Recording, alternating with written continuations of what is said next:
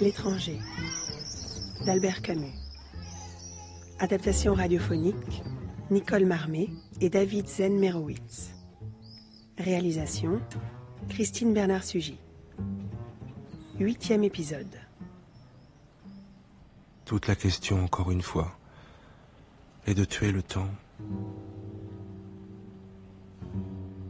J'ai souvent revu le juge d'instruction. Seulement, j'étais accompagné de mon avocat à chaque fois. On se bornait à me faire préciser certains points de mes déclarations précédentes, ou bien le juge discutait les charges avec mon avocat, mais en vérité, il ne s'occupait jamais de moi à ces moments.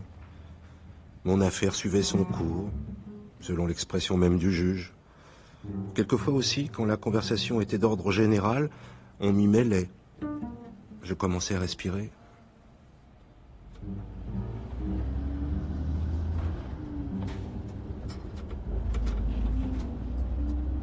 Je savais qu'avec la montée des premières chaleurs, surviendrait quelque chose de nouveau pour moi. À 7h30 du matin, on est venu me chercher pour me conduire au palais de justice. Cigarette? Non. Vous avez le trac? Non, au contraire. Ça m'intéresse de voir un procès. J'en ai jamais eu l'occasion dans ma vie.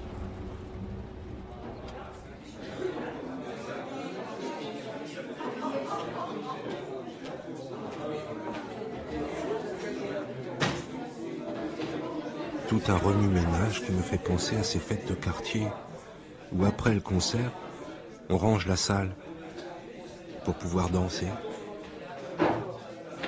La salle est pleine à craquer.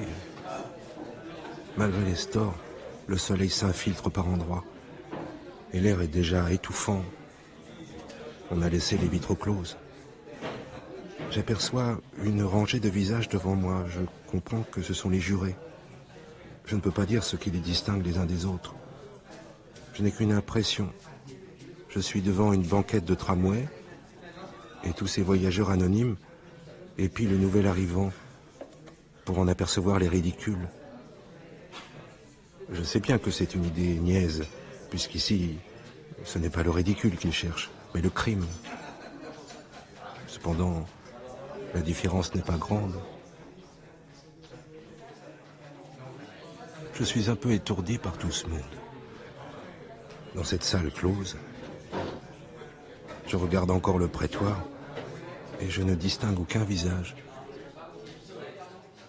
Que de monde, hein? C'est à cause des journaux. Les voilà. Qui? Les journaux? J'ai le sentiment d'être dans un club où l'on est heureux de se retrouver entre gens du même monde. J'ai aussi la bizarre impression d'être de trop, un peu comme un intrus. À ma gauche, je vois un grand homme mince, vêtu de rouge, portant lorgnon, qui s'assoit en pliant sa robe avec soin. C'est le procureur. Messieurs, mesdames, la cour. 3 juges. 2 en noir. Le 3e en rouge entre avec des dossiers et marche très vite vers la tribune qui domine la salle. Les journalistes tiennent déjà leur stylo en main. Ils ont tous le même air indifférent et un peu narquois. Le juge, en robe rouge, s'assoit sur le fauteuil du milieu, pose sa toque devant lui, essuie son petit crâne chauve avec un mouchoir et déclare: L'audience est ouverte. Je ne connais pas les usages du lieu. Je comprends pas très bien ce qui se passe. Le tirage au sort des jurés, les questions posées par le président à l'avocat, au procureur et au jury. Une lecture rapide de l'acte d'accusation, je reconnais des noms de lieux et de personnes. Je ne me rends pas compte tout de suite que tout le monde se presse pour me voir. D'habitude, les gens ne s'occupent pas de ma personne. Il me faut un effort pour comprendre que je suis la cause de toute cette agitation. Nom, prénom, Meursault. adresse, Rue de Lyon, Alger. profession. À l'administration du port. Malgré mon agacement, de devoir encore décliner mon identité. Je pense qu'au fond, c'est assez naturel. Parce qu'il serait trop grave de juger un homme pour un autre. La chaleur monte. Le président fait un signe et l'huissier apporte 3 éventails de paille tressés que les 3 juges utilisent immédiatement. Puis le président recommence le récit de ce que j'ai fait en s'adressant à moi, toutes les 3 phrases. Est-ce bien cela? Oui, monsieur le président. Mon avocat m'a conseillé de répondre brièvement aux questions qu'on me poserait, de ne pas prendre d'initiative et de me reposer sur lui pour le reste. Pourquoi avoir mis votre mère à l'asile? Je manquais d'argent pour la faire garder et soigner. Cela vous a-t-il coûté personnellement? Oh, ni maman ni moi n'attendions plus rien l'un de l'autre, ni d'ailleurs de personne. Nous étions habitués tous les deux à nos vies nouvelles. Je n'insisterai pas sur ce point. Maintenant, j'aimerais savoir si vous êtes retourné vers la source tout seul avec l'intention de tuer l'arabe. Non. Alors pourquoi étiez-vous armé? Et pourquoi revenir vers cet endroit précisément? C'est le hasard. Ce sera tout pour le moment. L'audience est levée et renvoyée à l'après-midi pour l'audition des témoins. Je n'ai pas le temps de réfléchir. On m'emmène, me fait monter dans la voiture cellulaire et on me conduit à la prison où je mange. Au bout de très peu de temps, juste assez pour me rendre compte que je suis fatigué, on revient me chercher et tout recommence. Et je me trouve dans la même salle, devant les mêmes visages. Seulement, la chaleur est beaucoup plus forte. Et comme par miracle, chacun des jurés, le procureur, mon avocat et quelques journalistes, sont munis aussi d'éventails de paille. J'espère que tout ira bien pour vous. Une jeune journaliste s'adresse à moi en souriant. Vous savez, nous avons monté un peu votre affaire. L'été, c'est la saison creuse pour les journaux. Et avec votre histoire et celle d'un parricide qui vaille quelque chose. Ensuite, elle me montre, dans le groupe de journalistes, un petit homme qui ressemble à une belette engraissée, avec d'énormes lunettes, cerclées de noir. C'est l'envoyé spécial d'un journal de Paris. Il n'est pas venu pour vous, d'ailleurs. Mais comme il est chargé de rendre compte du procès du parricide, on lui a demandé de câbler votre affaire en même temps. Je faillis la remercier, mais je pense que ce serait ridicule. Elle me fait un petit signe cordial de la main et elle me quitte. Nous attendons encore quelques minutes. J'ai l'impression bizarre d'être regardé par moi-même.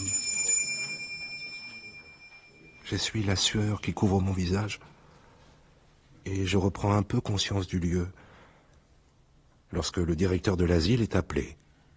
Madame Meursault se plaignait-elle de son fils? Oui, mais c'est la manie de tous mes pensionnaires de se plaindre de leurs proches. Mais veuillez préciser si Madame Meursault reprochait à son fils de l'avoir mise à l'asile. Oui. J'ai été surpris par son calme le jour de l'enterrement de sa maman. Qu'entendez-vous par calme? Il n'a pas voulu voir sa maman. Il n'a pas pleuré une seule fois. Il est parti aussitôt après l'enterrement sans se recueillir sur sa tombe. Et une chose encore m'avait surpris. Un employé des pompes funèbres m'a dit que M. Meursault ne savait pas l'âge de sa maman. Ça tape. Comment? Ça tape. Oui. C'est votre mère qui est là? Oui, Elle était vieille. comme ça. Il n'a pas voulu voir sa mère, il a fumé, il a dormi, il a pris du café au lait. Vous voulez bien répéter? Il n'a pas voulu voir sa mère, il a fumé, il a dormi, il a bien accepté le café au lait que je lui ai proposé. Je sais bien aussi que j'ai eu tort de ne pas refuser la cigarette que M. Meursault m'a offerte. Les jurés apprécieront. Et ils concluront qu'un étranger pouvait proposer du café, mais qu'un fils devait le refuser devant le corps qui lui avait donné le jour. Pour la première fois, depuis bien des années, j'ai eu une envie stupide de pleurer. Parce que je sens combien je suis détesté par tous ces gens-là. Je sens aussi quelque chose qui soulève toute la salle. Et pour la première fois, je comprends que je suis coupable. Quand vient le tour de Thomas Pérez, le fiancé de maman, un huissier doit le soutenir jusqu'à la barre. J'ai surtout connu sa mère. Je n'ai vu M. Meursault qu'une fois, le jour de l'enterrement. Qu'est-ce que l'accusé a fait ce jour-là? Ah, vous comprenez, moi-même, j'avais trop de peine, alors j'ai rien vu. Et c'était la peine qui m'empêchait de voir, parce que c'était pour moi une très grosse peine. Et même, je me suis évanoui, alors j'ai pas pu voir monsieur. Est-ce que vous l'avez vu pleurer, du moins? Ah non? Messieurs les jurés apprécieront. Monsieur Pérez, avez-vous vu que Monsieur Meursault ne pleurait pas? Non. Voilà l'image de ce procès. Tout est vrai et rien n'est vrai.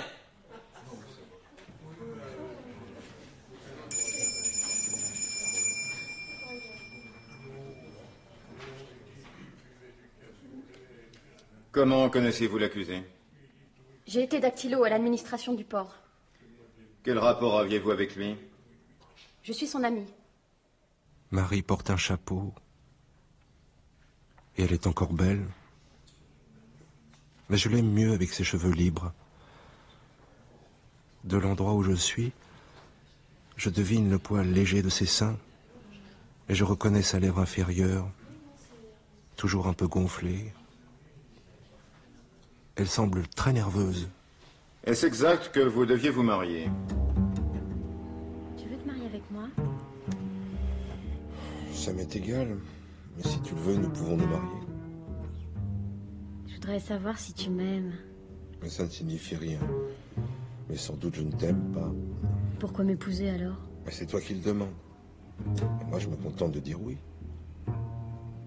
Mariage, c'est une chose grave? Non. Est-ce que tu aurais accepté la même proposition venant d'une autre femme? Naturellement. Je me demande si je t'aime. T'es bizarre. Je t'aime sans doute à cause de ça. Et peut-être qu'un jour tu me dégoûteras pour les mêmes raisons. Est-ce exact que le début de votre liaison date du lendemain de la mort de Madame Meursault? Oui. Je ne voudrais pas insister sur une situation délicate et je comprends bien vos scrupules, mais mon devoir me commande de m'élever au-dessus des convenances. Résumez-nous donc cette journée où l'accusé vous a connu. Je ne veux pas parler de cela. C'est votre devoir de témoin, mademoiselle. On est allé se baigner, puis le soir au cinéma. Quel film? Un Fernandel. Et après? On est rentré chez lui. Messieurs les jurés, le lendemain de la mort de sa mère, cet homme prenait des bains, commençait une liaison irrégulière et allait rire devant un film comique. Je n'ai rien de plus à vous dire. Ce n'est pas ce que je voulais dire. Vous m'avez forcé à dire le contraire de ce que je pense. Je le connais bien, il n'a rien fait de mal. L'huissier, sur un signe du président, emmène Marie et l'audience se poursuit. On écoute maintenant le vieux Salamano qui rappelle que j'ai été bon pour son chien. Et que je n'avais plus rien à dire à maman et que je l'avais mise pour cette raison à l'asile. Il dit... Et il faut comprendre. Il faut comprendre. Mais personne ne paraît comprendre. Monsieur Meursault est innocent. Je ne vous demande pas des appréciations, mais des faits. Quelles étaient vos relations avec la victime? Il me haïssait depuis que j'avais giflé sa sœur. La victime avait-elle une raison de haïr l'accusé? La présence de Meursault à la plage est le résultat d'un hasard. Comment se fait-il que la lettre qui est à l'origine du drame a été écrite par l'accusé? Le hasard. Le hasard a déjà beaucoup de méfaits sur la conscience dans cette histoire. De notoriété générale, le témoin exerce le métier de souteneur. Il est l'ami et le complice de l'accusé. Il s'agit d'un drame crapuleux de la plus basse espèce, aggravé du fait qu'on a affaire à un monstre moral. Le même homme qui, au lendemain de la mort de sa mère, se livrait à la débauche la plus honteuse, a tué pour des raisons futiles et pour liquider une affaire de mœurs inqualifiable.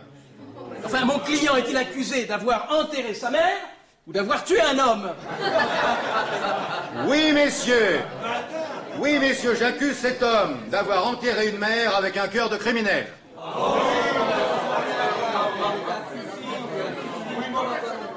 Cette déclaration paraît faire un effet considérable sur le public. Mon avocat hausse les épaules et essuie la sueur qui couvre son front, mais lui-même paraît ébranlé. Et je comprends que les choses ne vont pas bien pour moi.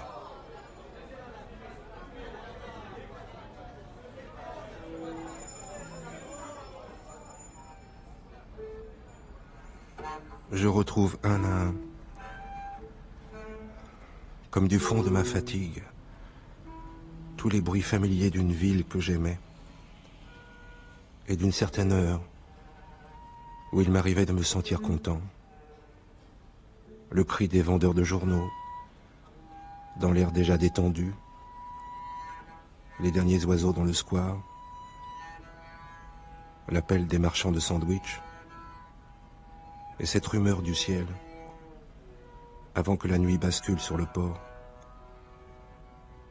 Tout cela recompose pour moi un itinéraire d'aveugle que je connaissais bien avant d'entrer en prison. Oui, c'était l'heure où il y avait bien longtemps, je me sentais content. Ce qui m'attendait alors, c'était toujours un sommeil léger et sans rêve. Et pourtant, quelque chose est changé puisque, avec l'attente du lendemain, c'est ma cellule que je retrouve. Comme si les chemins familiers, tracés dans les ciels d'été, pouvaient mener aussi bien aux prisons qu'aux sommeils innocents.